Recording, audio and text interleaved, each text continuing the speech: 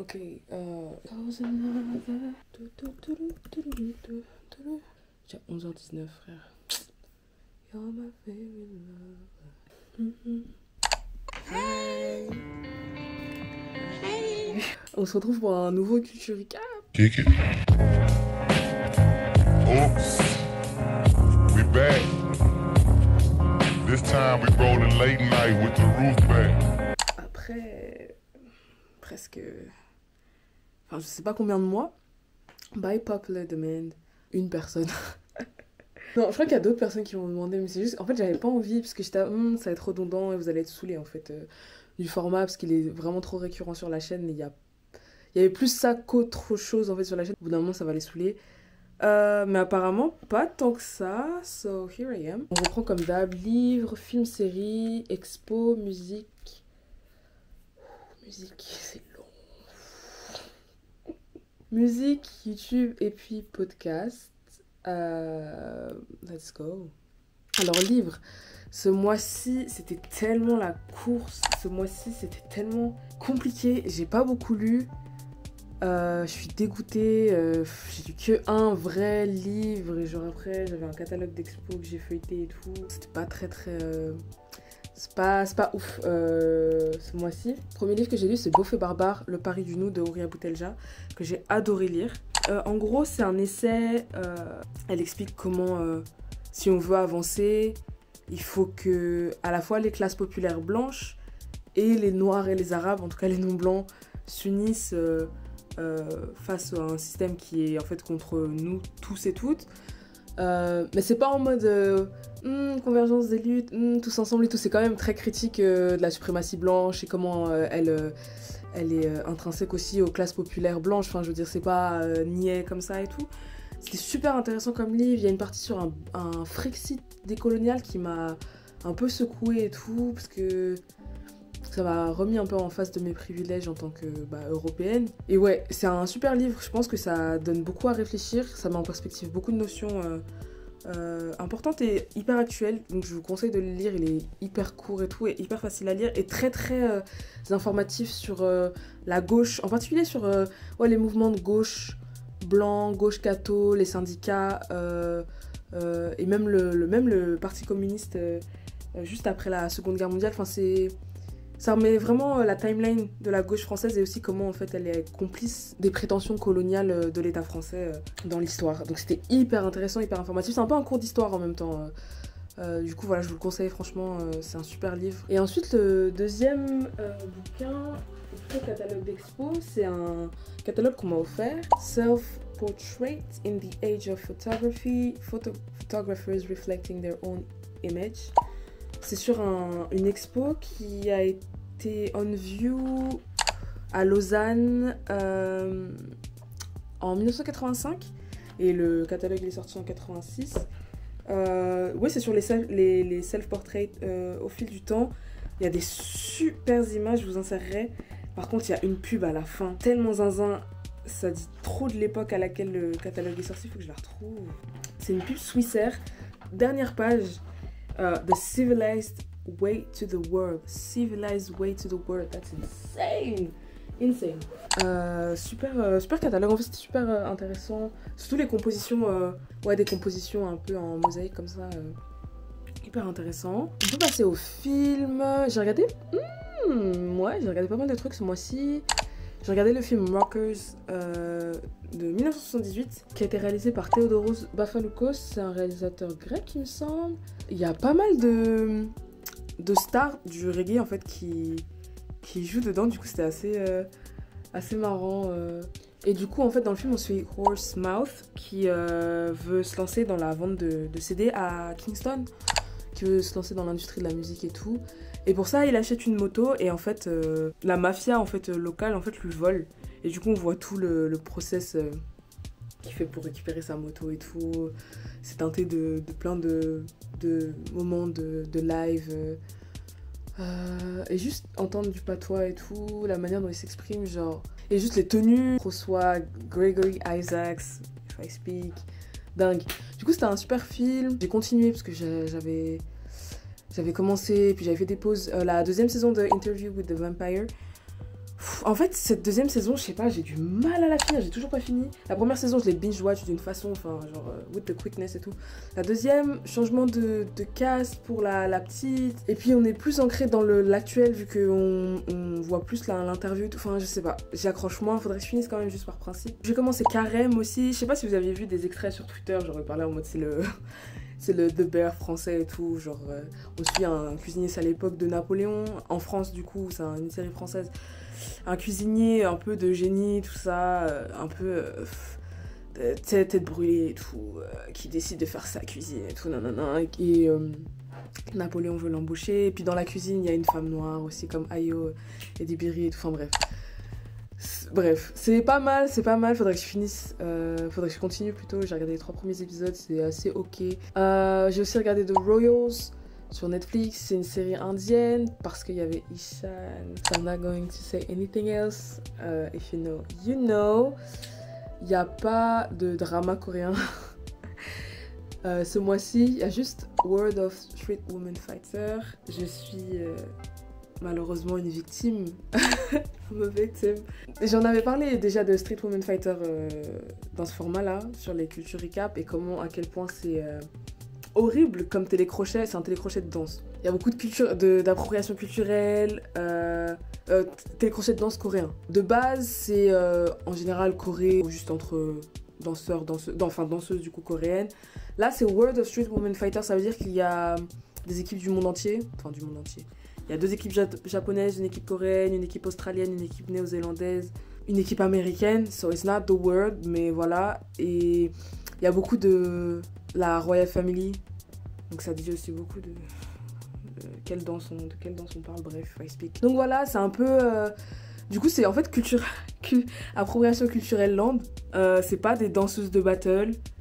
C'est des danseuses de Corée, beaucoup, des danseuses de studio, des danseuses type 1 Million, là. Du coup, c'est un peu cringe. Et en fait, vu que c'est un télécrochet, et la chaîne qui diffuse ça, en fait, elle est très connue pour faire des cuts assassines, dans le sens où ça va cut vraiment pour faire passer les meufs pour des pestes. C'est assez... parfois, c'est assez gênant, et on sent que c'est fait exprès et que c'est intentionnel. Je regarde parce qu'il y a beaucoup de danseuses, il y a pas mal de danseuses japonaises qui sont très très fortes. En fait, les danseuses battle japonaises sont très fortes, très respectées. Il y a, dans la Team USA, il y a aussi 2-3 danseuses qui sont pas mal, que je suis hors du télécrochet. Je savais pas en plus qu'elles étaient dans ce truc, du coup ça m'a... Voilà. Et certaines danseuses de walking coréennes aussi. Bon voilà, on sait le walking en Corée quand même pas mal.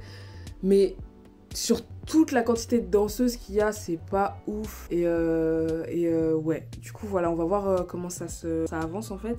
J'ai regardé Forever, je pense que tout le monde a regardé Forever sur Netflix, la série avec les 2 ados, la love story impossible là, qui se passe entre 2016 et 2018. Moi j'ai trouvé la time capsule grave bien réalisée, genre entre les musiques, les tenues, enfin on se sentait vraiment comme... Enfin, ça m'a rendu assez... pas nostalgique, mais je me dis, ah ouais, bah c'était comme ça à cette époque. C'est pas comme si j'avais 45 ans. Mais en 2016, genre, j'avais vraiment l'impression que c'était ça, genre la soundtrack, les voitures, enfin tout. Bon, c'était un peu cucu par moment, mais en fait, c'est une romance entre ados, donc c'est normal. Et ça fait plaisir de voir Avon Barksdale en daron, genre...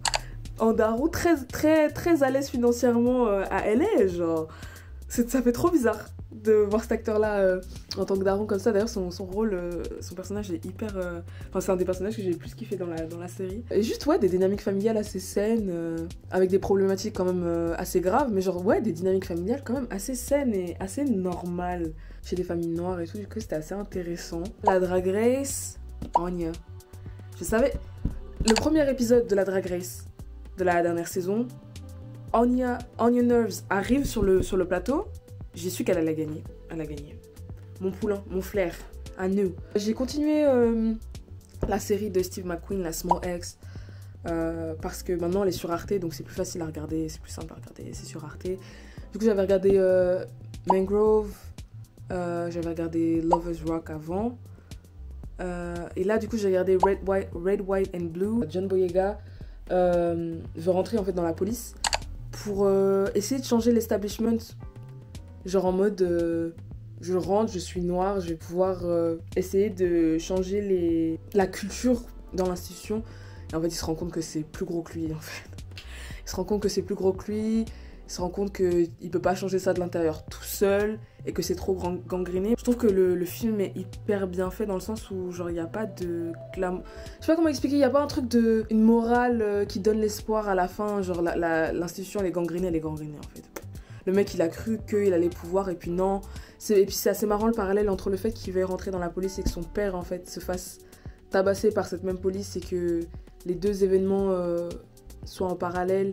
Le procès pour les policiers de son père, enfin en tout cas la procédure juridique pour essayer de faire valoir ses droits en fait, parce qu'il a été abusé injustement, et lui qui essaie de changer de l'intérieur et ça marche pas. C'était assez intéressant de voir les deux trucs en même temps, assez triste en fait, et ouais j'ai vraiment bien aimé le truc où en fait tu te rends compte qu'il y a en fait tout seul, et même peut-être à plusieurs, enfin c'est juste, l'institution elle est gangrénée depuis sa création, il n'y a pas moyen de changer ça. Faut que je continue, il me reste 2 films à regarder de la série. Ce mois-ci aussi, je me suis chauffée à regarder Les Contes de la Nuit et Prince et Princesse de Michel Oslo, parce que ça faisait très très longtemps que je les avais pas regardés. Assuré Asmar, tous les Kirikou, je les regarde assez régulièrement, pardon.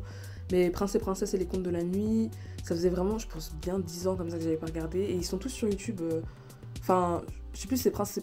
Ouais, je crois que Prince et Princesse et sur YouTube, un des deux en tout cas sur YouTube. Ça m'a trop touchée en fait, je sais pas. Je pense que Michel Oslo a fait quelque chose pour notre génération qui est assez importante. Et ouais, c'est des contes qui touchent tous les continents. Enfin, je sais pas comment expliquer, c'est juste hyper inclusif et hyper joli juste visuellement. Donc voilà. L'expo, j'en ai pas fait ce mois-ci. J'ai fait celle fin mars, début avril de Tyler Mitchell, Wish This Was Real. J'avais trop kiffé. C'était assez impressionnant en fait qu'ils viennent à Lausanne pour présenter son truc, que le tour en fait de l'expo passe par Lausanne. Et les photos étaient hyper belles, les compositions aussi. Je vous mettrai les photos de ce que j'ai le plus kiffé. Et puis il y avait une partie où il rend hommage aux artistes qui l'inspirent et qui l'ont inspiré. Une partie vraiment dédiée à ça dans l'expo, et je trouvais ça trop intéressant. Je pense que plus d'artistes devraient faire ça, genre s'ils ont la possibilité d'avoir un espace assez grand, de faire carrément une partie inspo, genre. Après, je pense que c'est compliqué d'avoir accès aux œuvres d'autant d'artistes différents. Enfin, je sais pas en fait, mais genre, voir des photos de Dawood Bey, un corner pour Grace Wells Bonheur, enfin, des trucs comme ça, j'étais mais... Waouh.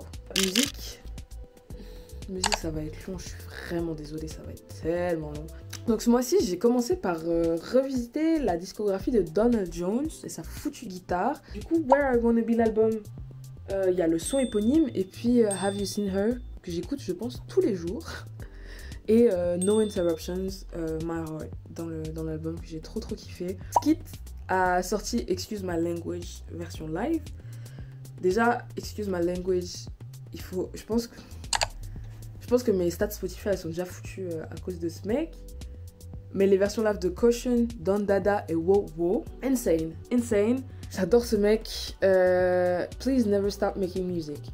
Anis Yakim et Lauren James, elles ont fait un album ensemble et j'étais trop hype parce que je m'étais beaucoup pris Lauren James sous Whatever the Weather. Et en fait, l'EP album là, j'ai pas trop kiffé. Du coup, j'étais un peu dégoûtée. J'ai aussi écouté la BO de Rockers parce que en fait, il y avait là les artistes reggae en fait dans le film et qui ont du coup fait la BO. André 3 Stacks qui a sorti les 7 Piano Sketches. Moi, j'ai bien aimé. Moi, j'aime bien quand il est dans son bag Shabaka and the Ancestors, la musique comme ça. Là. Mike et Tony Seltzer, of course. Même si genre, quand même, je pense que c'est la version de Mike avec laquelle je connecte le moins, je pense, quand il travaille avec Tony Seltzer. Parce que c'est des sonorités qui me touchent un petit peu moins que ce qu'il fait sur ses albums de base. J'ai beaucoup kiffé Money and Power, Sucker Free, Don't Force It et Jumanji avec Earl. Erika Descasiers aussi a sorti un album que j'ai trop kiffé. Je dis grave, mais je pense que c'est une de mes chuchoteuses préférées en vrai, je pense. En particulier You Can Always Get What You Want, The Chase et The Garden. Et je pense que The Garden, si elle sort une compile de remix. Je pense qu'il y a trop à faire avec ce son. Je pense qu'il y a trop à faire avec ce son et j'ai hâte de voir si elle met ça sur SoundCloud ou si elle met ça sur Spotify. J'espère qu'elle va le faire parce qu'il y a trop de matière sur ce son pour faire des bons remix. Duval Timothy a sorti Wishful Thinking, Unprovoked, pas de promo, pas de countdown, rien. Tu vas sur Spotify, tu vois qu'il a sorti un album. Bro. Mais ce mec en plus fait tout, il fait des sapes, il fait des arts plastiques, il fait tout frère. Et l'album est génial, je pense que ça va être forever one of my favorite artists of all time. Il a une manière d'approcher le piano que je trouve trop intéressante et déroutante parfois. Et la façon dont il allie ça avec les sonorités un peu plus électroniques souvent, ça me touche trop. J'ai beaucoup aimé, j'ai aimé tous les sons, mais en particulier Snow and Cement. Et Duval Timothy, je pense que c'est vraiment l'artiste of all time. Trop complet, couteau suisse de ouf et juste particulièrement doué. Genre, pas d'autre mot pour le décrire, je pense juste doué. Skywater a sorti une série d'EP qu'il a appelé les Pink Prints, où il a sample là les sons populaire du Frank Ocean, du Rihanna. Je sais pas, je connecte trop avec cet artiste. Et dans ces EP, il y avait en particulier We Didn't Get The Memo, Cash App and No. Et en particulier We Didn't Get The Memo parce que la façon dont il a approché Moments for Life, en fait, le book qui a fait la prod de Moments for Life, il a créé quelque chose vraiment. Et la façon dont il a approché le son, j'ai trop kiffé. La façon dont il pose sur la prod et tout, j'ai trop kiffé. Il est un peu jujop et tout, mais ouais. Il y a aussi la cover de To Zion de Lauryn Hill par Anaïs qui m'a mis une claque. J'ai trop kiffé, si vous voulez aller écouter, elle est vraiment bien. Anaïs, c'est une super artiste à part ça. Écoutez l'album qu'elle a sorti avant et tout. Elle a bossé avec Luigi Luna, d'ailleurs je vais en parler juste après, un peu plus tard dans la liste. Billy Woods qui a sorti Gollywog. En fait, Billy Woods, c'est juste la musique qui fait peur. D'accord, c'est la musique qui rend inconfortable. Ce mec il me fait peur. J'aime trop sa musique, mais ce mec il fait peur. La manière dont il fait du son, ça fait peur. Je sais pas comment expliquer ça autrement. Abassé qui a sorti le single Bloom. En fait, ce mec, j'arrive pas à croire qu'il est hongrois. What do you mean? T'es hongrois et tu fais des sons comme ça, sonorité afro-brésilienne, trop forte et tout. Après, je pense qu'il s'entoure des bons artistes. T'es hongrois, frère. What the fuck? No shade au hongrois, genre. No shade au hongrois, mais c'est juste... Yeah. Klein... qui a sorti pas mal de singles trop cool. J'aime trop la musique qui met mal à l'aise. J'aime trop la musique qui met mal à l'aise. Une musique un peu unsettling, tu vois. J'aime trop. Et du coup, j'aime trop Klein. Dagot Fahim et Nicholas Craven. J'ai pas trop kiffé. Dinguerie. Jean-Michel Rotin.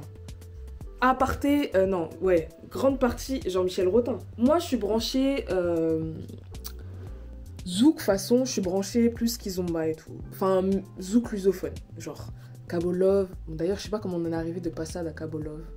Passade, Kizomba. Voilà. Tarachine. Je suis branchée ça et tout, y a pas de souci. Zouk un peu. Zouk, je suis plus côté lusophonie et tout. On m'a conseillé Jean-Michel Rotin. Je pense que c'est la star ultime à l'international partout. C'est juste moi qui n'étais pas branchée parce que voilà. Mais je sais que ce mec a un statut, c'est la superstar, I know. Et à juste titre, ce mec est trop fort, what the fuck. J'ai écouté juste l'album Nation. Hein. En fait, je sais pas comment expliquer, c'est juste parfait. C'est juste parfait. Des arrangements au choriste, c'est parfait. Comment on peut faire un album aussi parfait? Les arrangements R&B, voire jazz, avec des sonorités zouk, les instruments sonnent trop bien, le mec chante extrêmement bien, d'accord? Superstar status, mais genre, logique, normal. Du coup, Jean-Michel Rotin, dinguerie. Et je pense qu'il faut que je dise plus, du coup, peut-être le zouk antillais, parce que dinguerie. Parce que dinguerie, et il faut que en fait j'écoute aussi le reste de sa discographie. Je suis choquée, ça m'a choquée. C'est la réflexion que je me fais tout le temps quand j'écoute la kizomba ou du zouk ou quoi. Kizomba, zouk, soca. En fait je trouve que c'est de la musique grave impertinente. Et je trouve qu'il Jean-Michel Rotin, il embody grave ça, genre musique impertinente, genre love that. À part Jean-Michel Rotin. High Tech, Honey Pack, dingue. En particulier Take Your Pennies Off avec George Riley. George Riley, hein. Toi et moi, yeah. Dinguerie cette meuf. Et le son avec Veida aussi, j'ai beaucoup kiffé. L'album de Boldy James avec Your Boy Posca, Magnolia Le Floor. Beaucoup aimé Nancy Botwin, Oasis et Clorox avec Mike Shab. Mike Shab, il faut que vous alliez écouter son album qu'il a sorti là en avril ou en mars. C'est une singerie. Hein. C'est trop une dinguerie. Ce mec est trop fort et cet album en particulier, il est tellement bien. Coup de cœur, coup de cœur. Ouh. Coup de cœur, il faut que vous écoutiez cet album, il est vraiment bien. J'ai écouté aussi un album d'un sambista qui s'appelle Gilson de Souza. Pocha, l'album il s'appelle. Dingue. Franchement, ils écrivent l'amour d'une façon, frère. Moi j'aime trop. J'ai écouté aussi pas mal d'albums Caps que j'avais à la maison parce que ça fait un mois que j'ai un son dans la tête qui vient d'une compilation de sons Passade, du coup Zouk Caps, que j'ai dans la tête et que j'arrive pas à retrouver, qui doit dater de 2014 comme ça. Et du coup j'ai un peu checké les CD qu'on avait à la maison chez moi pour voir si je retrouvais la compile et tout. J'ai pas retrouvé la compile donc j'ai toujours pas retrouvé le son, mais j'ai check d'autres albums, voir aussi s'ils étaient sur les plateformes pour pouvoir les écouter plus facilement. Du coup, il y a Emo Sound de Nana, Camilo Domingos, les albums aussi compilés Exit ou Dica Bouverge, enfin voilà, des trucs comme ça. Mais j'ai toujours pas trouvé le son, donc la quête n'est pas finie. J'ai écouté aussi l'EP de One C One là, c'est vraiment bien, genre. J'ai trop kiffé Oh Mama et Check Put Check. J'ai aussi écouté l'album de J Dilla et Madlib. En fait, j'avais pas écouté, j'avais jamais écouté cet album. Champion Sound sous J-Lib. Il y a eu le retour d'Amalou. J'ai pas trop aimé le single. Elle a mis tout le budget dans la Corée, frère. Et le retour de Rojo, Rochelle Jordan. Et j'ai pas trop kiffé non plus. J'espère que. Enfin, les autres sons de l'album vont être un peu plus. Je sais pas, je trouve ça le son un peu surface level et tout. C'est house. House, vas-y, genre. Pour finir, Jalil Show qui a sorti un super single. Contemplation. Magnifique single, il joue du saxo, donc c'est centré sur ça, mais hyper beau single. Du coup voilà, c'est tout pour la musique et je pense que j'ai même pas tout dit, and I think that's enough. YouTube, j'ai beaucoup regardé les vidéos de Money Sign Eric, c'est un youtubeur de New York qui fait du contenu bouffe et lifestyle, genre des vlogs où il mange et il montre un peu ce qu'il fait de sa vie, il cuisine tout ça avec sa copine. Le coin d'Elodie, of course, j'ai regardé beaucoup de vidéos d'interviews des acteurs de Sinners, avoir des insights sur les behind the scenes, des trucs comme ça. J'ai beaucoup regardé aussi des vidéos de Cameron Suzanne, c'est une meuf qui fait des vidéos essais concentrées sur l'industrie de la musique, donc elle fait des focus sur des artistes disparus et savoir ce qu'ils sont devenus, des artistes qui pop beaucoup et comment ils en sont arrivés à là. Il y a beaucoup de recherches, il y a beaucoup de taf, et ouais, c'est hyper intéressant et hyper informatif. Je vous conseille vraiment sa chaîne, franchement. Kevin Lang, c'est pas le contenu le plus informatif, ça par contre, mais c'est drôle, enfin son panel il est drôle. Ivana Crystal, Food Asylum, Lorray et Quentin Blackwell, of course. Les vidéos de préparation du Met Gala, genre focus par exemple sur, il y avait quoi, il y avait Rose in Harlem, what's her name, Tiana Taylor. Comme ça, genre on voit comment ils construisent leurs costumes et tout, voilà. Histoire crépue, of course, Damon Dominic, Super Lumos, particulier là, il fait plus de vidéos en ce moment parce qu'il a emménagé dans son appart, donc c'est pas mal. Kizzy TV, of course, fashion menswear related, donc Kizzy TV, Greg Intore, Magnus, Sanjeev, etc. Voilà, les fashion youtubers menswear. What the Helen, shout out à Nao. Super chaîne de vlog à New York aussi. Ouais, vlog lifestyle. Elle montre ses potes quand elle sort, quand elle va boire des verres. Ce qu'elle fait, quand elle prend des photos, des shoots. Parfois des hauls, des lookbooks et tout. Mimi, franchement. Les chroniques aussi de Walidia sur la chaîne de Mediapart. Pas mal. Et puis aussi certaines chroniques de la dernière sur Radio Nova qui remettent après sur YouTube, sur la chaîne de Radio Nova. Contenu de gauche. Voilà. Et puis, je sais pas quoi regarder, je regardais beaucoup les Worst Taste sur la chaîne All Def. Parce que c'est juste drôle et ils débattent et c'est juste drôle. Et en podcast, j'ai écouté Rotten Mango parce qu'elle couvre le procès de Didi. Du coup, j'avais écouté pas mal de ses émissions. En fait, elle va au procès. Elle va littéralement au procès. Elle a aussi d'autres researchers avec elle. Genre, elle fait des comptes rendus après les journées de procès. Mais il y a des moments, je peux pas écouter. Genre, il y a des moments qui sont trop chauds. Moi, je suis pas trop cette go des true crimes et tout. Enfin, voilà. Mais là, en fait, je sais pas, je me suis dit quand même, c'est un procès qui dit beaucoup, en fait, l'industrie musicale et tout. Du coup, je me dis peut-être, je vais écouter pour voir un peu les plaidoyers et voir un peu ce qui en ressort et tout. Mais il y a des moments, franchement, c'est trop dur à écouter, frère. So, yeah, I think that's it. C'était hyper long. Voilà, merci d'avoir regardé. Je sais pas si je vais faire ça tous les mois, mais de temps en temps, pourquoi pas. Ou en tout cas, faire une compile, je sais pas, tous les 2 mois, des highlights un peu, parce que tous les mois, je trouve que ça reste quand même un peu redondant. Là, c'était le comeback, donc j'ai fait juste pour mai, mais on verra après. Peut-être un summer ou un truc comme ça, un summer culture recap ou un truc comme ça. Voilà, merci d'avoir regardé. On se retrouve soon pour une nouvelle vidéo, hopefully, et puis peut-être un vlog. Passez une bonne journée, une bonne soirée selon l'heure à laquelle vous regardez cette vidéo. Et voilà, bisous. Oops, we back. This time we rolling late night with the roof.